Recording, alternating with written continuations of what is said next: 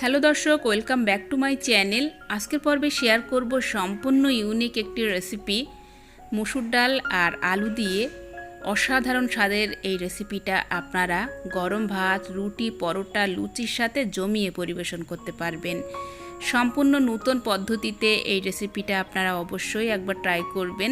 আশা করি আপনাদের সবার ভালো লাগবে।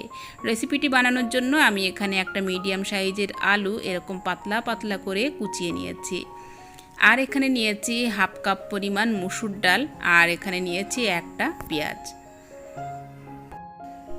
এবার যেভাবে আলু কুচিয়ে নিয়েছি, পেঁয়াজটাকেও আমি কুচিয়ে নিয়েছি, এরকম পাতলা করে কুচিয়ে নিয়েছি। এখন চলে এলাম মূল রান্নাতে। আমি এখানে 1 টেবিল চামচ পরিমাণ সরিষার তেল দিয়েছি। এবার এই পেঁয়াজ আর আলু একসাথে দিয়ে দিলাম। পেঁয়াজ আর আলুটাকে একসাথে এখন আমি লো টু মিডিয়ামে রেখে ভেজে নেব। আর এই পর্যায়ে আমি দিয়ে দিচ্ছি সামান্য একটু হলুদের গুঁড়ো এবং স্বাদ মতো লবণ। এবার ধীরে ধীরে আলু আর পেঁয়াজটাকে ভেজে নিতে হবে। একটু সময় ধরে ভেজে নিতে হবে। আমরা যেভাবে আলু ভাজা করি নর্মালি, ঠিক সেভাবে আলুটাকে একটু কালার করে ভেজে নিতে হবে। তো এখানে আমি 2 থেকে 3 মিনিট ধরে আলু আর পেঁয়াজটাকে খুব সুন্দর করে ভেজে নিয়েছি।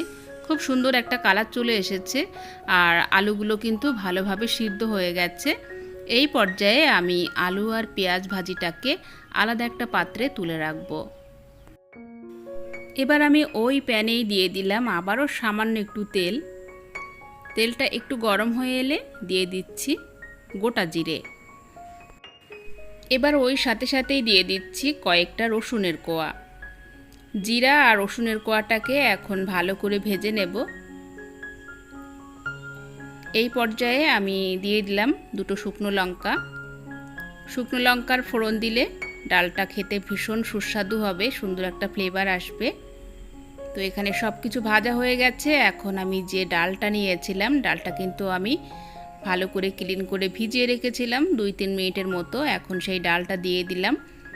ডালটা দিয়ে এখন সব মশলার সাথে প্রায় 30 থেকে 40 সেকেন্ডের মতো একটু ভেজে নিতে হবে। তো এভাবে ভেজে নেওয়ার পর এখন আমি এখানে দিয়ে দেব জল। জলটা কিন্তু অবশ্যই উষ্ণ গরম জল দেবেন, তাহলে ডালটা খুব তাড়াতাড়ি সিদ্ধ হয়ে যাবে। এবার কিছুক্ষণ জাল করে নিতে হবে, যতক্ষণ না ডালটা ভালোভাবে সিদ্ধ হয়ে যায়। তো এখানে 2-3 মিনিটের মতো জাল করে নিয়েছি।